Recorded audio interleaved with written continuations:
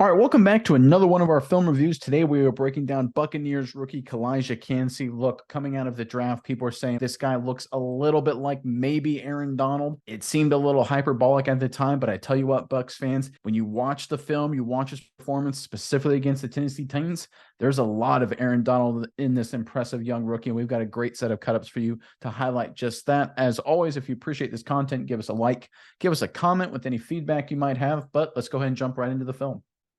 All right, we're going to open up with a run play. There is Kancey right there. He's lined up in sort of a weird technique right here. I guess you could call that a 3 technique on the outside shoulder of the guard, maybe a 4-eye on the inside eye of the tackle, but really in this case, he's just a B-gap defender. And that's a terrible B. Let me clean that up. There you go. That's still not much better. But here we go. The Tennessee Titans are basically just running a very simple downhill running scheme. They're just going to get bodies on bodies, man on man here, cross the board, working up to the linebacker here, trying to cut off Kancey right here, trying to cut off people on the backside here. Running back's just going to look for a seam wherever he can find it. And we talk about Kancey reminding us of Aaron Donald. This is a great example of it. Watch Kancey and how he plays this right here. He gets small in the hole and shows off his incredible athleticism, generates a huge play for the Bucs defense. Let's check out how he does. All right, you can see the one-on-one blocks there across the board. You can see the tight end tackle. You can see the guard getting beat by number 90. Great rep right there. You can see the center one-on-one. You can see the backside guard trying to work up to the linebacker. But again, let's focus on Kancey here. Because in this situation, when you're lined up like this, what you are basically expecting is a scoot technique, what's called a tight scoot technique from this guard. Basically, this guard is going to try and work vertical through your hip and try and get sort of as much of his shoulder on your hip as possible to kind of hold you up in space there enough for the tackle to cut you off on the backside. One of the ways you can beat that is to get kind of thin in the hole and kind of adjust yourself horizontally to get small to kind of avoid that guard and then work down the line of scrimmage and make the tackle. This is a really hard, really athletic play for anyone to try. Aaron Donald and people like Aaron Donald are some of the few people that can attempt it. It's very rare for defensive tackles to execute it in the NFL. But look at Kancey here. He executes it perfectly. Watch this. Watch how he gets so thin in the hole. Watch it right there, that little adjustment right there. He avoids the guard right there who's trying to get a piece of him, also gives a low surface area for the tackle to take him over, and then reacts quickly right behind, goes through the line of scrimmage, thundering tackle for loss. This is incredible stuff. This is all pro stuff. This is top 10, top 20 in the NFL kind of stuff when they do the top 100 at the NFL season. This is elite. Whatever hyperbolic term you want to use, this is what Kancey brings to the table. Folks, I know there are a lot of comparisons reminding me of Aaron Donald because of his size and playing at Pitt and things like that. But the more I watch of this guy, he does remind me a lot of him. Now, look, he's got a long way to go. He's not nearly as good, not nearly as consistent as Donald is right now. But he definitely flashes at times, and he's a big reason the Bucs got a big win against the Tennessee Titans. And Nick, I think this guy, he is improving greatly at the beginning of this season. One of the big knocks, especially for those first 3 or 4 games, not great in the run defense department. Had kind of low marks per PFF in the 30s in some games. Just really hadn't figured out the run defense game. But this game right here, this was his biggest jump, highest grade of the season, 65.5 run defense grade against a historically good running team with Derrick Henry as the running back. That's phenomenal from a guy like Kancey. I really like what I'm seeing as far as the grades go for Kancey this week versus the Titans. All right, let's go the other way. There is Kancey once again as a B-gap defender. I'd call that kind of a 4-eye on the inside eye of the tackle right there. But the Tennessee Titans are run basically a zone scheme concept. They're getting everyone working to the offense's right here, just trying to get bodies on bodies, trying to cut everybody here. The running back's going to take a path like this to receive the handoff and basically get north and south whenever he can see a seam and react to it. But again, let's watch Kancey in this situation. These are the plays that really jump off the screen. I'm just going to roll the tape and then talk about it the other side because this is incredible stuff from the young rookie. Just embarrasses that offensive lineman, that quick swim move over the top. You're telling me that doesn't remind you of Aaron Donald? It really does. Look at that, just that quickness. Again, look how thin he gets right there. Gets away with holding from the offensive tackle, but he's so strong he powers to it anyway. Gets the running back down in space. You can see the running back's desired track, right? He's trying to go north and south up the hash right here, but he sees Kancey coming right at him, so the running back tries to bounce it. No matter, no problem for Kancey. Gets him to the ground with ease. This is elite level stuff. This is the stuff that will make the Buccaneers coaches and fans really excited, because this is the kind of things that can change games. This kind of players are, because this is a running situation. Tennessee Titans, like you alluded to, good running team. They're looking to get maybe 3, 4, or 5 yards of carry, maybe even pop this for a big one. There's a lot of space here inside. Instead, it's a 3-yard loss. Plays like this basically take every game plan that you come up with, every single one of these offensive linemen, no matter how great they do, no matter how great of a scheme you draw up, if you got a defensive lineman that can just embarrass another offensive lineman like this and make the tackle for loss, it just negates everything. Doesn't matter how smart your play caller is. Doesn't matter how great your head coaches is. Doesn't matter how dominating you do up front. I mean, look at number 77 for the Tennessee Titans. Takes on David, drives him back 6, 7 yards. Great rep for him. Look at 55 getting movement as well. Right? The offensive line for the Tennessee Titans are doing a really nice job on this play. And it doesn't matter at all because Kancey is that good. This is impressive stuff. And this is only the beginning of his potential. He just needs to work on his consistency. But when he is on, oh man, he looks incredible as a young rookie. Yeah, Nick, and he has been absolutely on fire the last 2 games in the stop department. Per PFF, a stop is a tackle that constitutes in a failure for the offense. These last 2 weeks, Kancey has been throwing them down left and right. Got 3 this week, 4 last week, and that is a huge number of stops in a game, as he's got 9 all season, which is very impressive because he's only played 6 games this season. So I think this is a guy on the come up, and we got to keep our eye on him because he has been putting up big numbers in the stop department lately. All right, on the first 2 plays, we show Kancey dominating at the point of attack in the running game. Here's an example of what he can do just from a sheer physical dominance perspective. It doesn't show up on the stat sheet, but he basically creates a negative play by himself. And there's Kancey right there once again as a B-gap defender. And the Tennessee Titans are running a screen in this situation. They're going to bring the tight end in motion across the formation here. They're going to get the left tackle. He's going to pass block. They're going to get the left guard, the center, and the right guard are going to act like they're pass blocking for a second, like it's a play action, and then work out in space and try and pick up linebackers and safeties or whoever comes across. Derrick Henry is going to sell the play action briefly and then scoot out in the flat. This is a chance to be a massive play for the Tennessee Titans. But again, watch Kancey in this situation because he's up on this lineman right here, number 77, and he shocks number 77 so aggressively that he can't get out in terms of his screen blocking on time. It results in a negative play for the Titans offense, a positive play for the Bucs defense. Let's check it out. All right, there's the motion. You can see the play action. There's a screen coming. Gets it to Derrick Henry, drop for a loss. Looks like a great play by the linebacker, right? Let's take a closer look at this.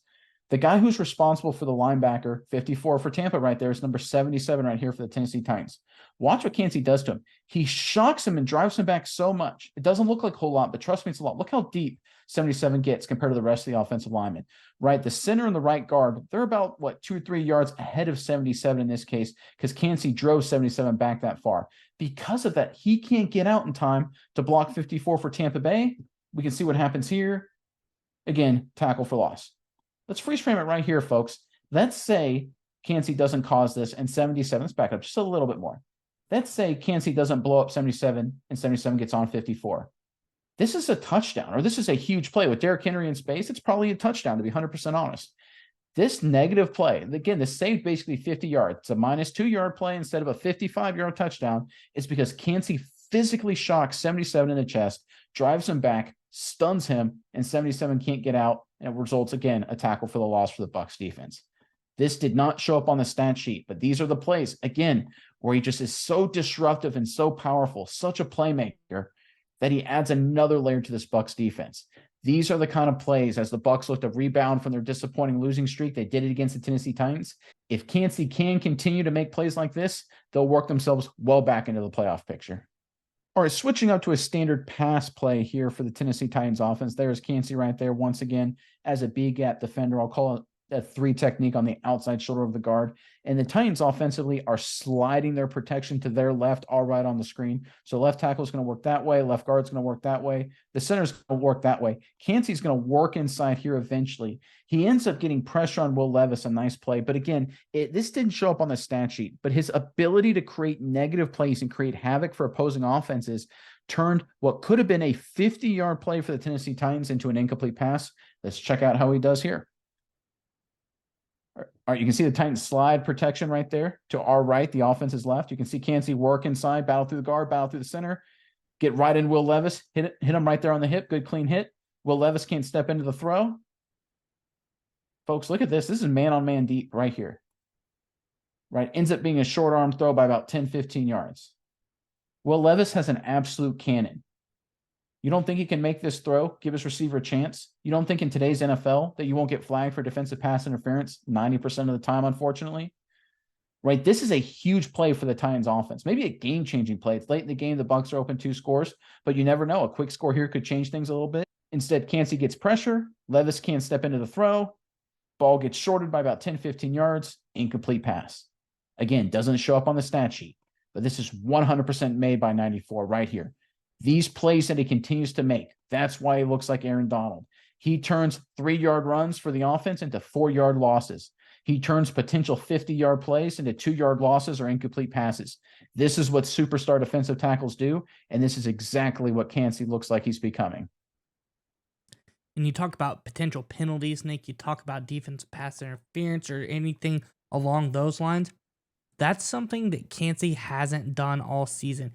He is not a guy who commits very many penalties. He plays hard, he plays aggressive, but he plays clean football. Only 1 penalty all season on the youngster. I find that very impressive from this young Buccaneers playmaker. All right, we've been singing Kancey's praises, but he's far from perfect. He's got a long way to go, and this play is an example of that. Here he is lined up actually at defensive end. We're going to call that a 5 technique on the outside shoulder of the offensive tackle here. And basically, the Tennessee Titans are running kind of a wide zone scheme. They're getting everybody working this way here, looking like this, cutting people off. They got the motion man trying to lead the way through the hole here. Derrick Henry's going to follow this path, and whenever he sees a potential cutback lane, he's going to work behind it. These are plays right here for defensive ends that they love. This has a chance to be a tackle for loss because the offensive tackle, number 75 right there, his job is to cut off this B-gap defender, who in this case is number 54 right there. So that means you're going to have a B-line chance right here to make a big tackle for loss. But Kancey doesn't take the right angle. He didn't make the play here. It's a learning opportunity, though, I think. Let's check out what happens. All right, there's the snap. And right there, freeze. Look at this hole. Look at this cutback. This is exactly what the offense is looking for. And Kancey, though, he's the guy that's got answers. See how he gets so vertical with that. That's the one thing I don't like. Stay flat down the line of scrimmage, and you basically tackle Derrick Henry for a loss without even trying. He's right there, folks. Oh, he just takes a bad angle. I don't think this is something that can't be corrected with good coaching. And I think he'll get it, all right? I think it's just an experience more than anything else. But these are the opportunities, man. You don't get these a lot in the NFL. We see a lot of defensive ends, a lot of young edge defenders that make this play. There's a lot of plays that Kancey makes that very few people in the NFL can make. We've already highlighted a few of them, but these are the plays he has to make if he wants to be a regular every down defender for the Tampa Bay Buccaneers, and if he wants to become an all-pro elite kind of defender, which I think he can be. Because right here, everybody else does their job for the Bucs. No one's getting reached. Everyone's reading. They've got all great gap integrity across the board. Everything's executed perfectly for Tampa Bay. They're doing a phenomenal job, well coached. They're getting penetration at the point of attack. This is absolutely perfect for the Bucs defense. You just need your backside defender to just stay a little flatter right here. If he just stays flat right here, he walks into Derrick Henry for a tackle for loss. Instead, he goes too vertical. Henry gets north and south, ends up being a good run for the Titans offense. Again, learning opportunity for Kancey, definitely. I think he'll get better as the season goes on with plays like this, but this is definitely one thing he has to work on. All right, going back to Kancey absolutely dominating in the run game. There he is right there at kind of a 3 technique, 4-eye, I guess maybe 4-eye, but again, he's just a B-gap defender. And the Tennessee Titans are running a long trap kind of play here. Basically, they're going to pull the backside guard, kick out the end man on the line of scrimmage. They're going to get double teams right here, working up to the backside linebacker. The center's going to block back. The tackle is going to anchor down technique there. But as you can see, based on the structure of this, and you're going to get the tight end lined up right there, he's going for the play side linebacker. You can see where the hole is supposed to develop, basically right here, maybe potentially inside. But the key block right here for this entire play to work is this double team on Kancey right here. This is a situation, we've done a lot of cut-ups grading offensive players where most of the time the defensive tackle gets blown back that direction, or that direction. Very rarely is this even remotely close a win for a defensive player. But not only does Kancey avoid disaster, he makes one of the more impressive plays I've seen against a double team all season long. Let's check out how he does. All right, so you can see the double team right there. You can see the tight end working inside. He's working to number 54. You can see the guard pulling to kick out number 7. You can see the block back on defensive tackle right there. You can see the backside tackle anchoring down. You can see what's going on here. Watch what Kancey does right here. He fights through it. He splits it first to the inside, but then he actually runs into the tight end, fights through that, and comes off and makes the tackle at the point of attack. This may be the most impressive play I have ever seen, folks, because right here, this is actually a really good job by the Tennessee Titans guard, recognizing 45 flying inside, Devin White flying inside, and coming off and getting hit on the linebacker. So right there, if that's say Kancey can't get off this block like he did right here, this is a huge hole. This is a massive cutback opportunity for the Titans running game. I mean, there's just nobody there. They got bodies on bodies, and this may be a 95-yard touchdown run. Again, great job executing up front by the Tennessee Titans, but Kancey just splits both double teams, fights off another guy, and makes the tackle at the point of attack.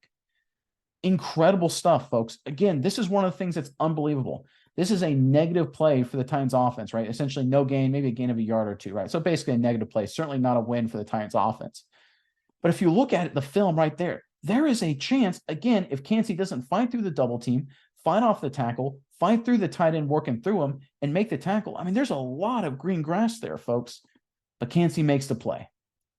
These are the things that really just blow me away. And this is why I think the Aaron Donald comparisons aren't actually too crazy. There aren't a lot of defensive tackles, a lot of defensive linemen who can fight through double teams, beat them cleanly, fight through another guy, and make the tackle.